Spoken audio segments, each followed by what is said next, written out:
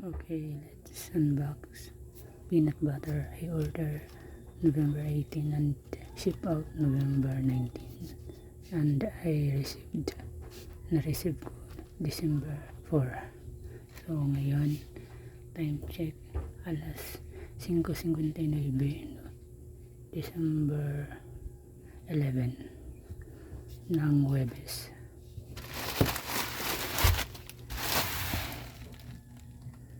So ayan yung QR code niya, 3,000 grams, 6 na piraso na peanut butter,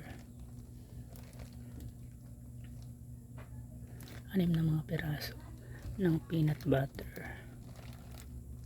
Bale, tingnan natin kung legit or kung mukhang peke. So ayan, buksan natin.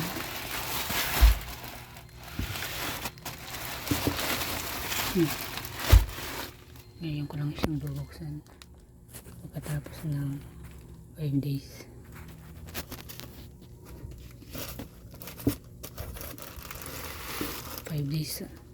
Pagkatapos ng 5 days ago.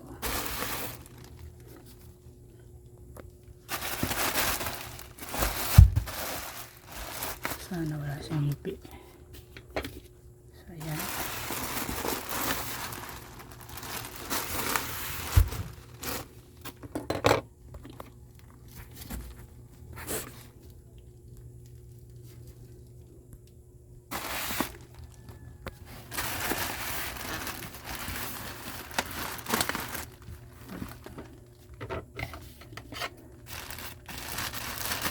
Dumating siya for 5, 6, 7, 8, 9,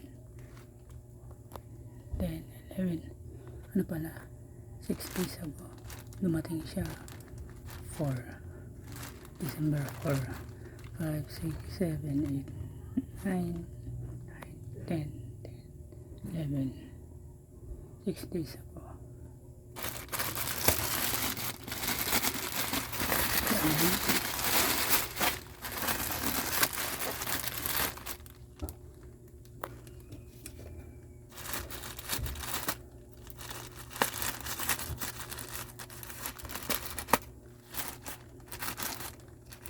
Sana wala siyang taga sa TUP.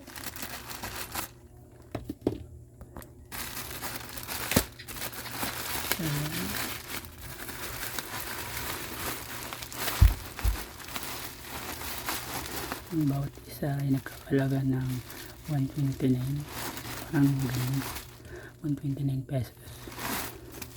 Bali, ginawa ko siyang 6 para less sa shipping fee. Ginawa ko siyang 6 para less shipping fee. Kasi kung isa lang, mag-a-add siya ng 100 na shipping fee less sa 60 pesos. Bali, 129 plus kalahati ng 100 pesos. Mas malaki yung kanyang presyo.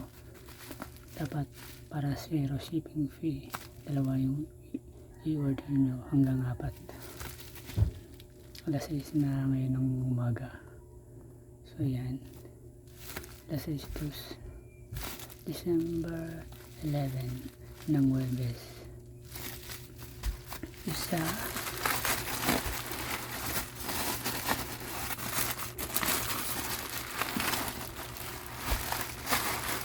cut muna. Okay, sa pagpapatuloy, time check alas 2:59. Pagkalipas ng ng 10 days ago, yung peanut butter na nag-unbox ako December 11. Ngayon December 21 ng linggo, alas 3 na, alas 3 pa lang hapon na. Okay, papatuloy na tayo sa pag-unbox. First thing ko palang i-continue to na lumipas ng 1 linggo. So ayan, buksan na natin kada isang piraso nito. So ito siya. peanut butter. Ayan.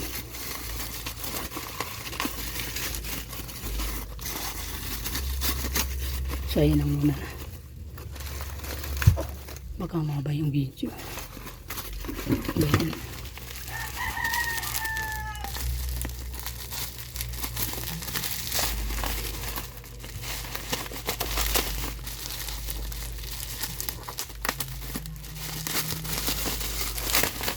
So ayan yung expiration date. Ayan.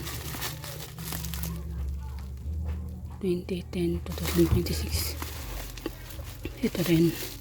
2010-2026. Balbuksan natin ito.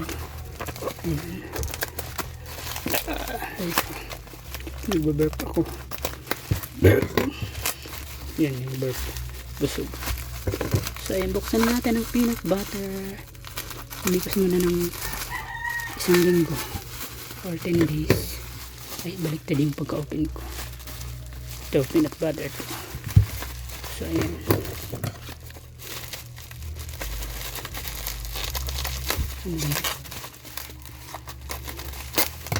Bilisan pagbukas. So ayan. Ito. So ayan. Ito yung pangatlo. 2026. So buksan natin. Pang-apat na ang nabuksan. Yung isa baliktad. Baliktad. Ang hirap naman. Ito na ata. Mamay na nga yan. Mahaba na yung video. Dapat nasa 50 minutes lang. Ayan. So ayan. Ano? Presyo nito nasa 105 to 109 sa Shopee. Yung peanut butter.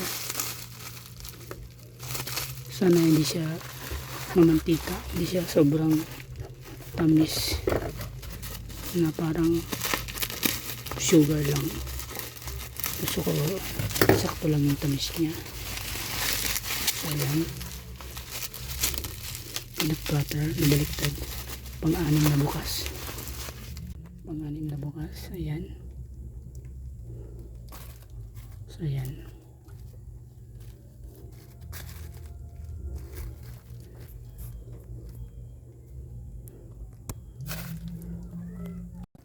So ayan, time check, alas 3:07.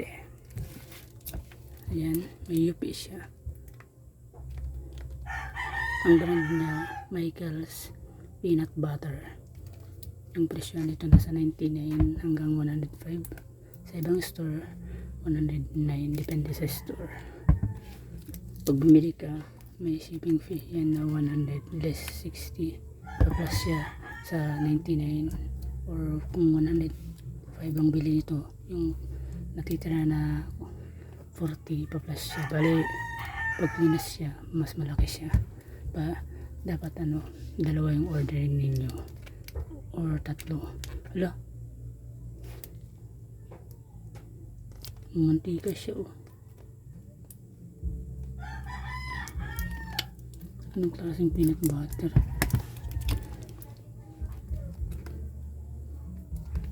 Grabe oh, mamantika. Pero tinignan ko naman yung mga rate bago ako bumili dito. Siyempre iba-iba yung taste ng tao. So yan yung expiration date niya. Iba-iba yung panlasa ng mga tao. Mayroong nagustuhan yung product, mayroong ding hindi. So doon ako nagbase sa magagandang reviews or feedback. 500 grams, bali nasa 1/4 yung bigat ng kada isa. Nasa 1/4 yung kanyang bigat ang bawat peraso. 1/4 na asukal. Ito yung kanyang contents, parang yung mga materials, mga ingredients. So ayan, kung ilang cholesterol, fats. So ayan,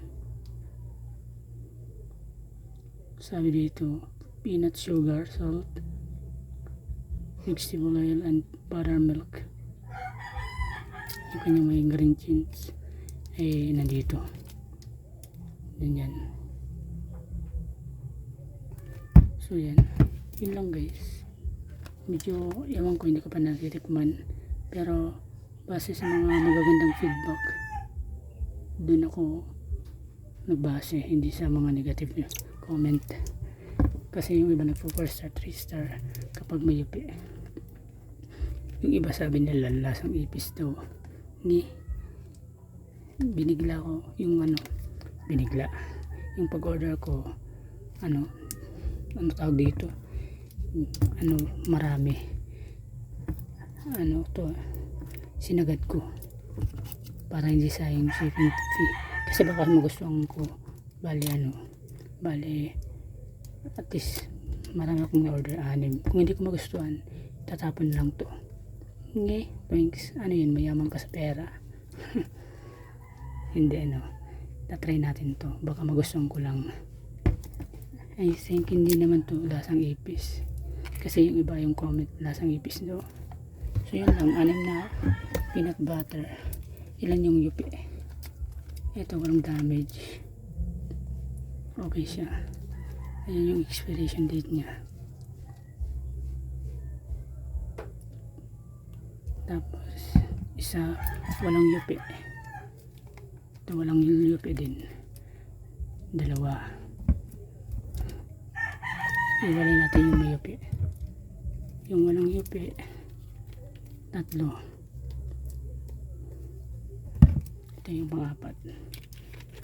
Walang yupi. Meron 3. Puro may yupi.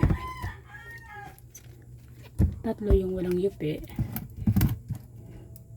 Yung may yupi, 3 rin. Pa yan nasa bubble wrap na ganito.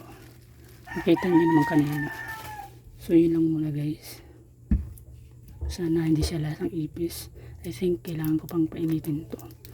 Pag binili siya ng isa, sabihin natin 99 pesos.